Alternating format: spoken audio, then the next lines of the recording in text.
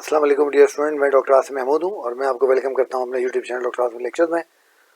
और जैसा कि आपको मालूम है, हम लोग बात कर रहे हैं एनाटॉमी ऑफ एब्डोमेन की। और प्रीवियस जो 3 लेक्चर्स थे उसमें मैंने आपके साथ स्मॉल इंटेस्टाइन के तीनों पार्ट्स जेजुनम, जेजुनम और इलियम की बात की। आज के इस लेक्चर में मैं आपके साथ बात करूँगा general anatomy of large intestine की। और आज इस क्लास में हम general anatomy of large intestine को समझने की कोशिश करेंगे और उसके बाद हम इसका जो अगले जो वीडियो होगी हमारी, उसमें इसकी ब्लड सप्लाई, इसकी नर्व सप्लाई के ऊपर जो है बात करेंगे। अगर आप लाइन इंटेस्टाइन को देखें तो यहाँ पर इस डायग्राम के अंदर आपको लाइन इंटेस्टाइन नज़र आ रही है। ये इलियोकोलिक जंक्शन है, जहाँ पर हमने इलियम के अंदर देखा था कि जो इलियम है वो एंटर हो जाती है हमारी लार्ज इंटेस्टाइन के अंदर at the level of the ascending colon. और फिर उसके बाद वी हैव दैट सीकम, फिर असेंडिंग कोलॉन, फिर ट्रांसफर कोलॉन जो यहाँ पर इन्होंने कट किया है, और यहीं पर आपको ये सी शेप जो है ड्यूडेनम भी नज़र आ रही है। Then we have descending colon, then we have sigmoid colon and in the last we have rectum. ये बात आप लोगों ने याद रखनी है और उसको बिल्कुल आपने भूलना नहीं है कि लार्ज इंटेस्टाइन जो है रेक्टम के लेवल पे आके जो है वो ख़त्म हो जाती है and anal canal in anus are not parts of the large intestine. ये बात आपने ध्यान में रखनी है। तो जब हम लार्ज इंटेस्टाइन को देखते हैं तो ऑब्वियसली इसकी जो लेंथ है वो स्मॉल इंटेस्टाइन से बहुत छोटी है और ये तकरीबन 1.5 मीटर जो है वो लंबी होती है, विच मेजर अराउंड 4.5 फीट तकरीबन। तो ये तकरीबन 4.5 फुट जो है वो लंबी होती है। ठीक हो गया। और आप लोगों ने ध्यान में रखना है कि ये इलियम से लेके एनल कैनाल तक ये एक्सटेंड करती है। अब सवाल ये पैदा होता है कि जब ये छोटी है तो ये लार्ज इंटेस्टाइन क्यों है? एज वी ऑलरेडी डिस्कस्ड कि इसका जो डायमीटर होता है इसके ल्यूमेन का वो जो है वो ज़्यादा होता है। अब large intestine has no role in digestion. आपने देखा कि डाइजेशन का सारा जो काम है वो ड्यूडेनम और जेजुनम के अंदर पूरा हो गया था और जो एब्जॉर्प्शन थी वो इलियम के अंदर हो गई थी। तो what large intestine receives is, आपके पास जो अनडाइजेस्टेड वेस्ट होता है, बहुत सारा फ्लूइड होता है, वाटर, और साथ में उसके जो है मिनरल्स भी होते हैं।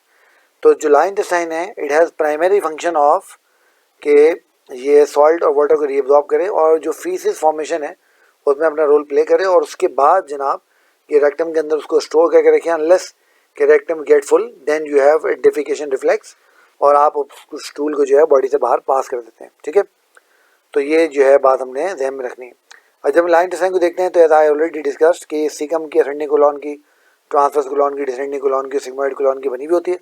और आपने ध्यान में रखना है कि ये हमारे जो राइट और लेफ्ट जो लंबर रीजन होते हैं वहाँ पर हमारी जो है वो असेंडिंग और डिसेंडिंग कोलॉन होती है। जैसे राइट अगर हम लंबर रीजन को देखेंगे तो we have our ascending colon, और उसके बाद लिवर के नीचे इट हैज़ हेपेटिक फ्लेक्सर जिसको हम राइट कॉलिक फ्लेक्सर भी बोलते हैं।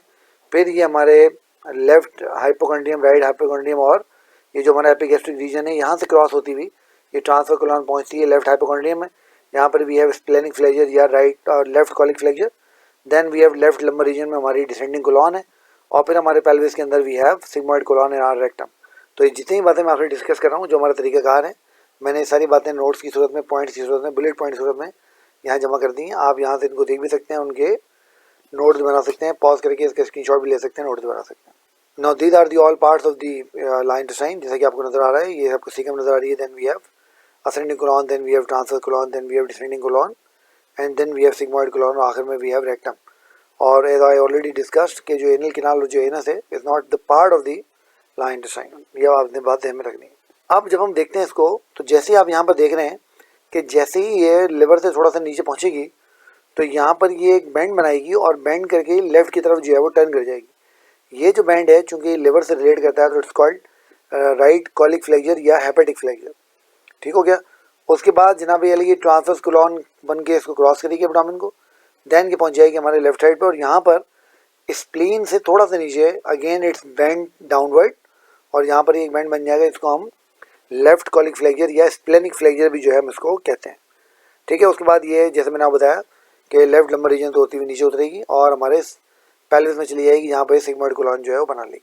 अब जब हम लार्ज इंटेस्टाइन के कैरेक्टर्स को देखते हैं तो यहाँ पर ये आप देख रहे हैं, तीनों आपको नजर आ रहा है। देन ये आप देख रहे हैं यहाँ पर ये आपका जो है वो सीकम है, ये इलियोकोलिक जंक्शन है।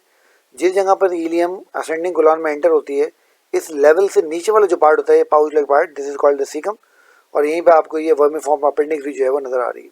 उसके बाद आप देख रहे हैं कि जैसे ये लिवर के नीचे पहुंची, यहाँ पर ये इसने लेफ्ट कॉलिक जो है वो राइट कॉलिक फ्लेक्सर बनाया, देन इसने पूरे एब्डोमेन क्रॉस किया, फिर स्प्लीन के साथ इसने लेफ्ट जो है वो स्प्लेनिक फ्लेक्सर जो है वो बना लिया, लेफ्ट कॉलिक फ्लेक्सर। ये जितनी बातें मैंने बताई हैं वो सारे मैंने बुलेट पॉइंट में यहाँ पे लिख दिए हैं, वो आप देख सकते हैं। और उसके बाद यहाँ पर ये बेंड करेगी डाउनवर्ड और ये नीचे चली आएगी हमारी descending colon, brace sigmoid colon, और ये पेल्विस में हमारी चली जाएगी। अब लाइन इंटेस्टाइन का कोई भी पार्ट हो, आपने कुछ चीज़ें ध्यान में रखनी है, और वो ये ध्यान में रखनी है कि उसके कुछ जनरल कैरेक्टर्स होते हैं जो हमने अपने ध्यान में रखने हैं, ठीक हो गया।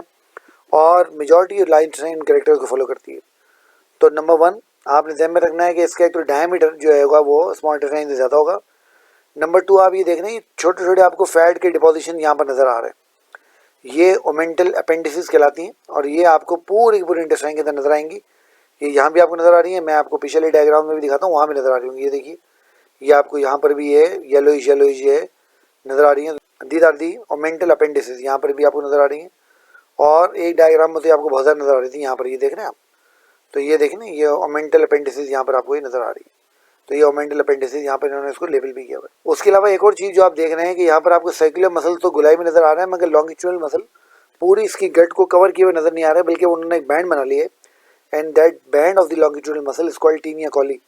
तो ये टीनिया कॉली आपको नजर आ रहा है। उसी टीनिया कॉली को ट्रेस करते हुए सर्जन जब सीकम की बेस में पहुंचते हैं तो दे फाउंड अपेंडिक्स देयर।